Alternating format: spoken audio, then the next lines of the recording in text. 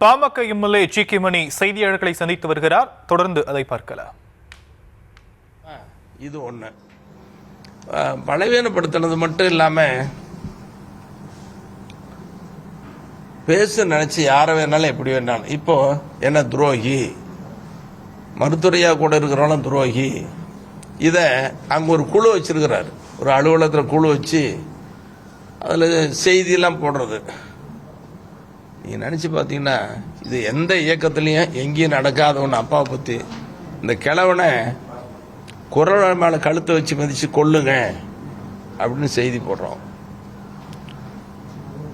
அப்படி செய்தி போடுறவனை கூப்பிட்டு பாராட்டுறாரு, சால்வு போடுறாரு, பெரிய பொறுப்பு கொடுக்குறாரு.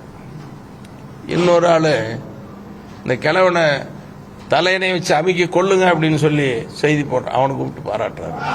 எனக்கு காவி போட்டு கமண்டலம் கொடுத்து ஆமா நாமத்தை போட்டு அல்லது பட்டையை போட்டு அவமானப்படுத்துறதுலாம் இப்படி இல்லை. ஐயா கூட இருக்கிறவங்கள இது எதுக்கு? ஒரு கோபம் தான் எதையும் செய்வார். இப்போ எல்லா கட்சியும் திட்டுவார். உதாரணத்தை அதிகமாக சொல்ல, என்ன திட்டுறது மட்டும் இல்லை, எங்கள் ஐயாவை திட்டுறது மட்டும் இல்லை. மாண்புமிகு எடப்பாடி பழனிசாமி அவர்கள் ஒரு இயக்கத்தினுடைய தலைவர், முதலமைச்சர், அவர் என்ன சொன்னார்? டயர் நக்கி இப்படியே பேசுறது. யாரை வேணாலும் எப்படி வேணாலும் பேசுவார் சுயநலத்துக்காக.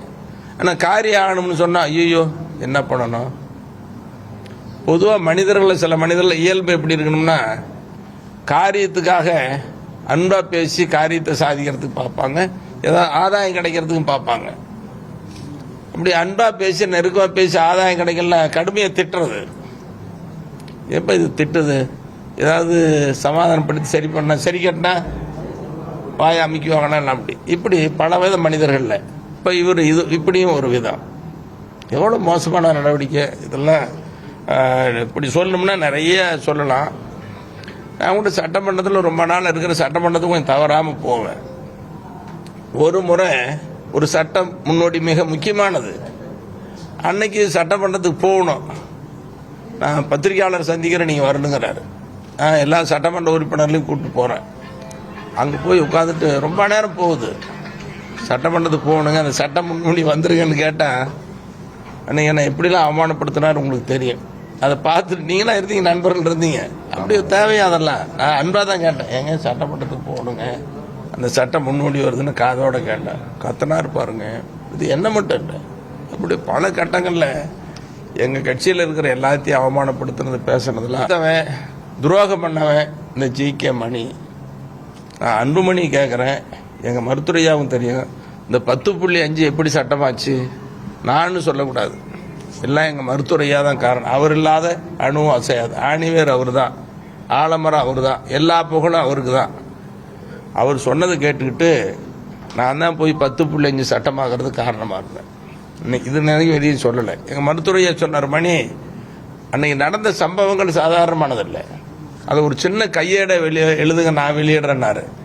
நான் சொன்னேன், ஐயா அப்படிலாம் இல்லை, எல்லாத்துக்கும் நீங்க தான் காரணம், நான் பண்ண சொல்லக்கூடாது அப்படின்னு. அன்னைக்கு அன்புமணி மருத்துவரையாட்ட பேசுறாரு. அப்பா தலைவர் போய் சட்டமாக்கிட்டாரு அப்படின்னு ஆனந்தமா பேசிக்கிறாங்க. அதை அவங்க பொண்ணு செய்தியை எடுத்து முகநூல்லாம் போட்டு ஃபேஸ்புக்கில் போட்டு அது லட்சக்கணக்கில் பார்த்தாங்க. அப்படி காரணமாக இருந்தோம் ஜி.கே. மணி. ஆட்சி மாற்றம், அரசாணை போடல. இன்னைக்கு இருக்கிற அரசு தரப்புல முதலமைச்சர் அரசாணை போட வச்சாங்க. மதுரை உயர்நீதிமன்ற அமர்வு இதுக்கு செல்லாதுன்னு சொல்லிடுச்சு.